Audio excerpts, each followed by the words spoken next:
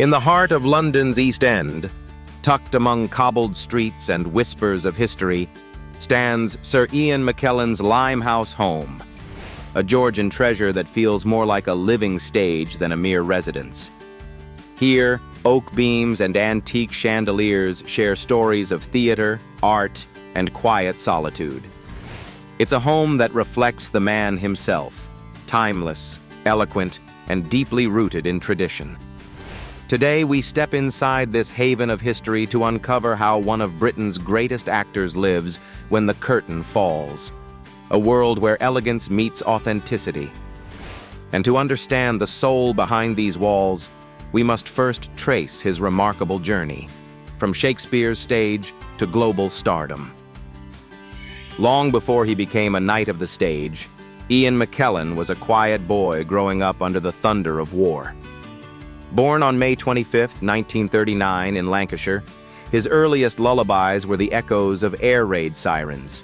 Until the age of 4, he slept under a steel plate as bombs rained over Britain, a strange kind of childhood that forged both fragility and courage. In those fragile years, imagination became his only escape, and by the time he discovered school theater, Ian had already learned that stories could protect the soul better than armor. At 18, McKellen earned a scholarship to St. Catherine's College, Cambridge, where he studied English literature and joined the Marlowe Society, performing in 23 productions. There he learned precision, language, and control, qualities that would define his craft. By 24, he had lost both parents, a tragedy that quietly fueled his devotion to the stage. Acting became home, he would later say. And it truly did. His professional debut came at the Belgrade Theatre in Coventry with A Man for All Seasons. By the mid-1960s, McKellen was performing with the National Theatre Company at the Old Vic, quickly becoming one of Britain's most promising talents. Soon after, his roles in Richard II and Edward II with the Prospect Theatre Company transformed him from rising actor to national phenomenon. The Sunday Times called him a storm on stage, and by the 1970s, McKellen was widely hailed as one of the greatest Shakespearean performers of his generation.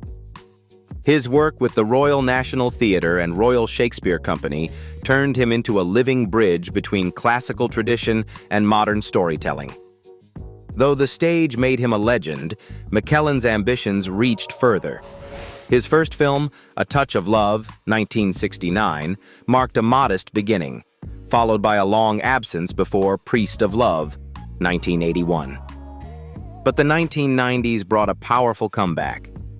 He shone in 6 Degrees of Separation and captivated audiences with his portrayal of a compassionate doctor in And the Band Played On, 1993. Then came Richard III, 1995, the project that redefined him. McKellen co-wrote and co-produced this political, fascist-era adaptation of Shakespeare's tragedy and played the titular role with chilling elegance. It was both a love letter to theater and a statement of cinematic mastery. The new millennium crowned him twice. In 1999, he became Magneto in X-Men, bringing gravitas to a genre that had long lacked it. His portrayal, equal parts power and pain, earned him worldwide fame. Then, just 2 years later, came Gandalf in The Lord of the Rings, The Fellowship of the Ring, 2001. The trilogy made him immortal in global cinema, blending wisdom, humor, and quiet vulnerability into one of the most beloved characters of all time. A decade later, he reprised the role in the Hobbit series, 2012 to 2014, reminding audiences that greatness doesn't age, it deepens. Even as Hollywood embraced him, McKellen never abandoned the stage. In the 2000s, he returned to London theatre, tackling King Lear in 2017, which he called his last great Shakespeare role. Yet in 2020, he surprised everyone by returning as Hamlet, at 80 years old, proving that artistry has no expiration date. Behind the scenes, he mentored young actors and worked closely with theater organizations, preserving the craft that made him who he is. Television audiences also welcomed his charm. He appeared in Coronation Street, Extras, Doctor Who, Saturday Night Live, and The Prisoner, often blending wit with wisdom. In 2006, he starred in The Da Vinci Code, adding intellectual intrigue to his cinematic portfolio. The late 2000s brought more variety. The Dresser, Disney's Beauty and the Beast, and The Good Liar, each role another layer in an already monumental career. From a wartime child hiding under steel to a knighted icon of stage and screen, Ian McKellen's journey is one of endurance and elegance. He turned fear into art, grief into greatness, and discipline into legacy. His life remains the perfect script, one that begins in darkness, rises through passion, and ends, fittingly, under the spotlight of timelessness. And now, beyond the curtain and far from the roar of the stage, let's step inside his world of quiet grandeur.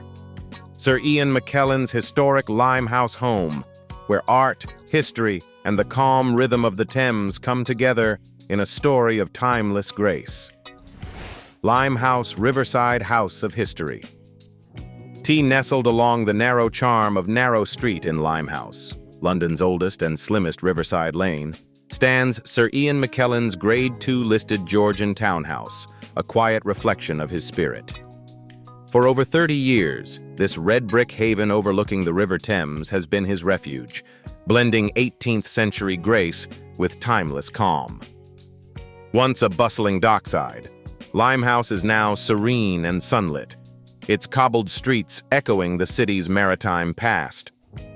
Just steps away lies The Grapes, the 16th century pub he co-owns, where evenings often end with laughter, friendship, and the soft shimmer of the Thames. Spanning 3 floors, the townhouse offers 3 bedrooms and 3 bathrooms across 1,200 to 2,000 square feet. Behind the red brick exterior lies an interior that tells its own story. Thoughtful, lived in, and full of character.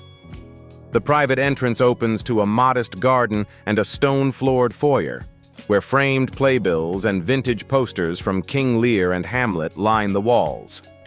This level holds the second bedroom with its own ensuite bath, finished in cream tiles and brushed steel. Along the hallway, custom oak cabinetry offers both elegance and utility, an example of McKellen's fondness for function over flash.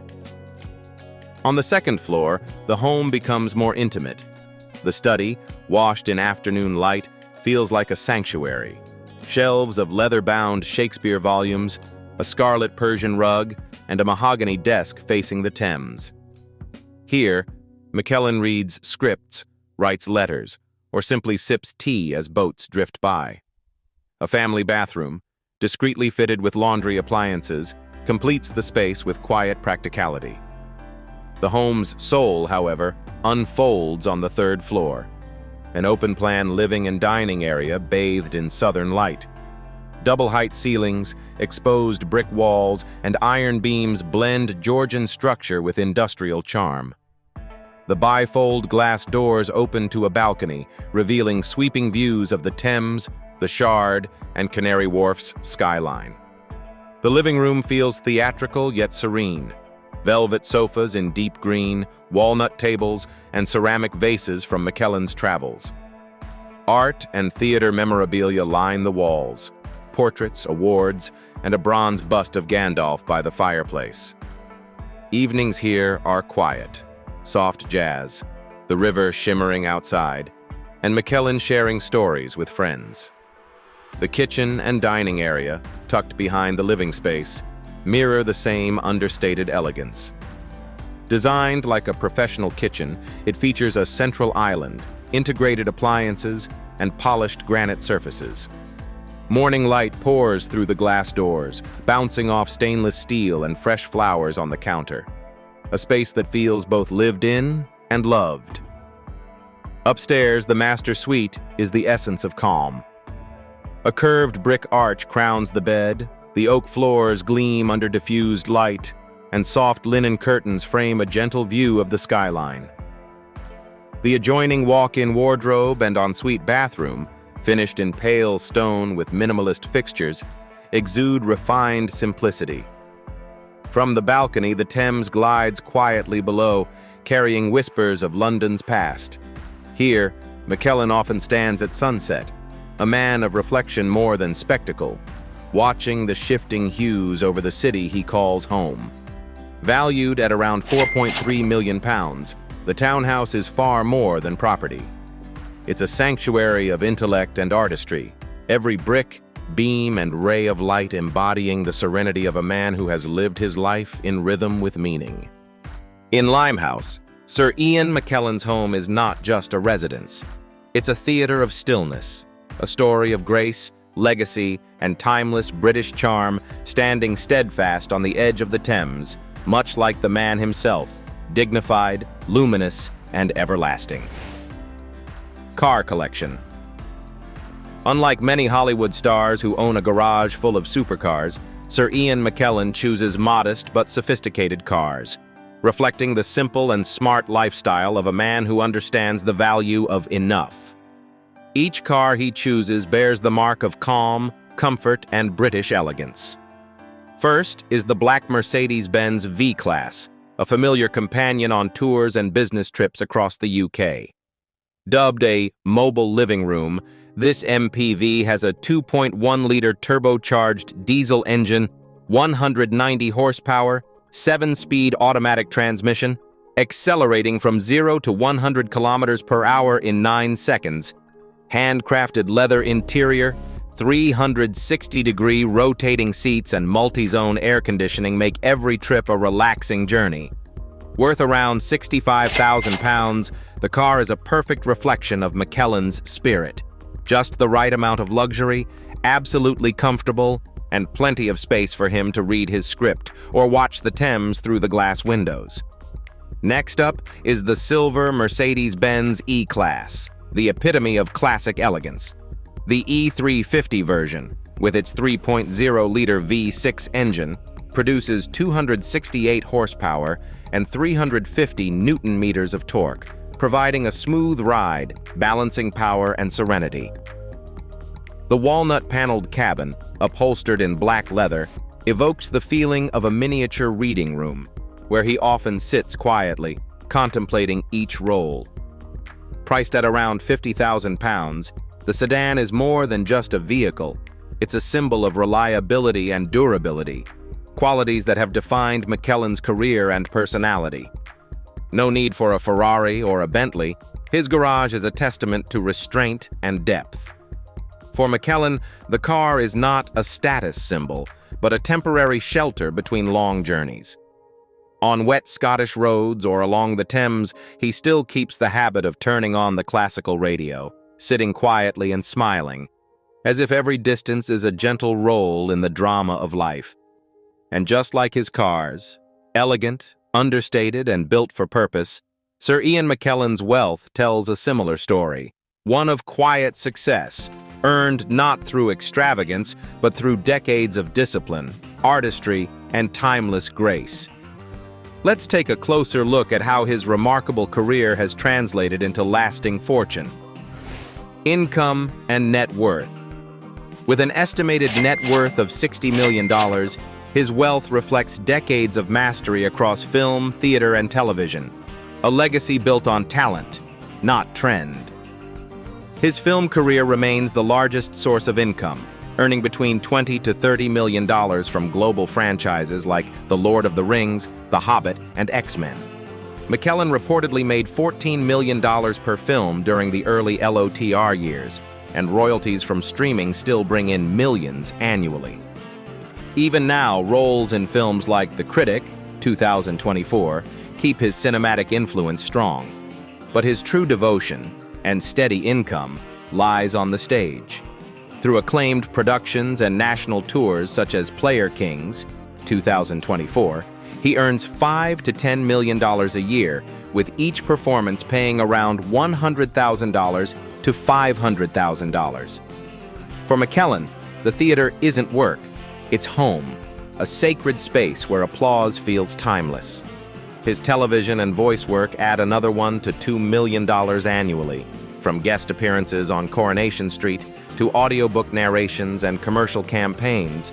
powered by that unmistakable, resonant voice. Off-stage, McKellen's taste is as discerning as his performances. His historic Limehouse townhouse is valued at £4.3 million, while his co-owned pub, The Grapes, contributes to a combined real estate value of $5 to $10 million, more cultural treasure than business venture. Additional endorsements and public speaking engagements earn $1 to $3 million per year, extending his influence beyond the arts. For McKellen, money has never been about excess. His fortune, like his craft, is deliberate, enduring, and quietly magnificent. Proof that true wealth is the harmony between success and simplicity. Behind all the artistry and quiet success, Ian McKellen has always carried a profound sense of empathy and purpose. Now, let's explore how he turns that humanity into action through a lifetime of meaningful philanthropy. Philanthropy. His legacy of activism began with Stonewall, the organization he co-founded in 1989 to defend LGBTQ+ rights in Britain.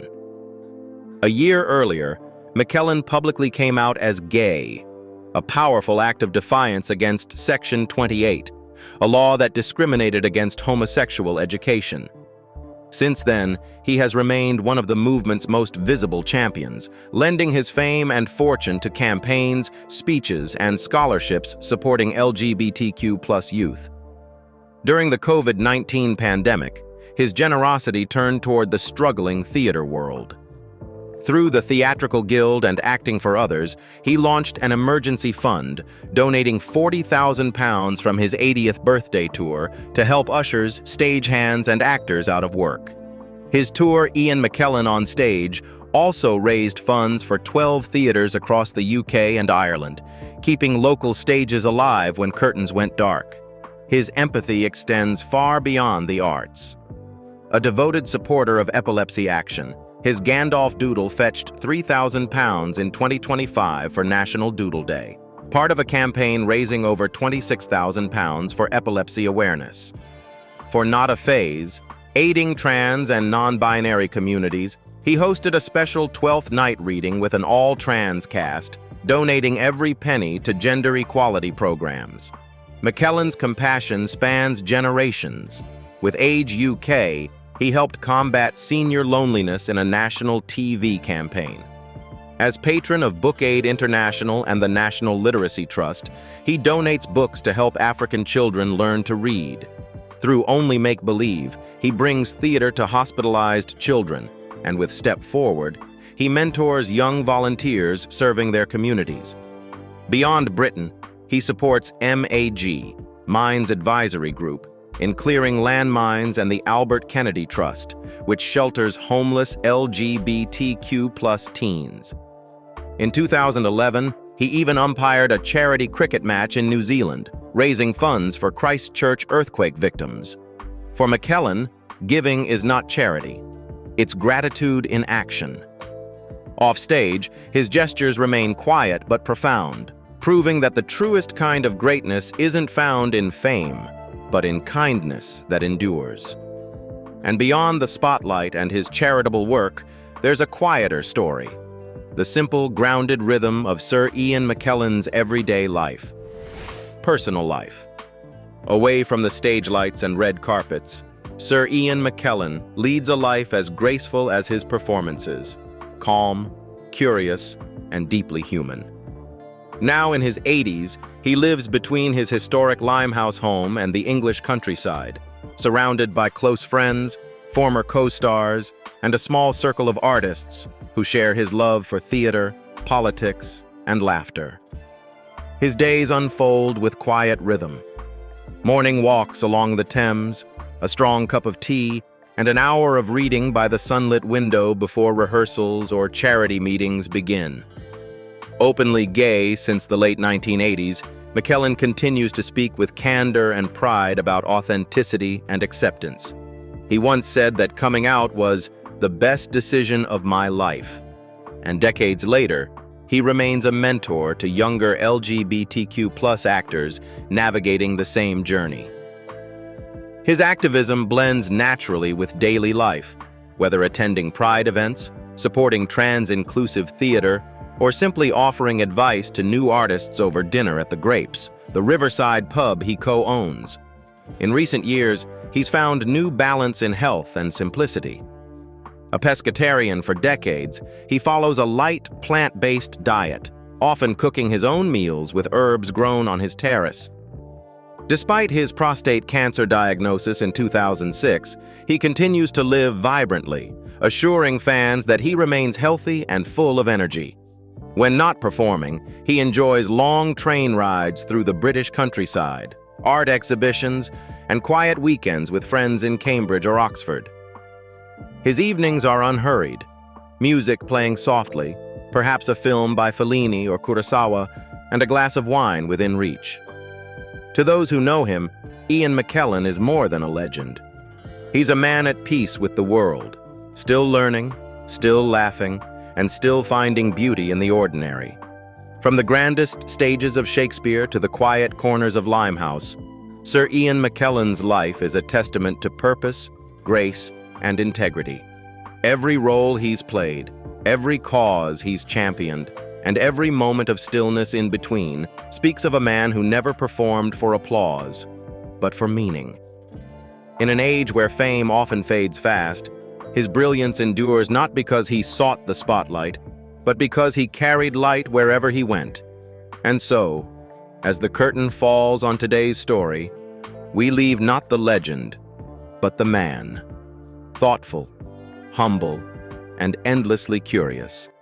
Thank you for joining us in this journey through the world of Sir Ian McKellen, where art meets humanity and where a quiet life becomes a masterpiece.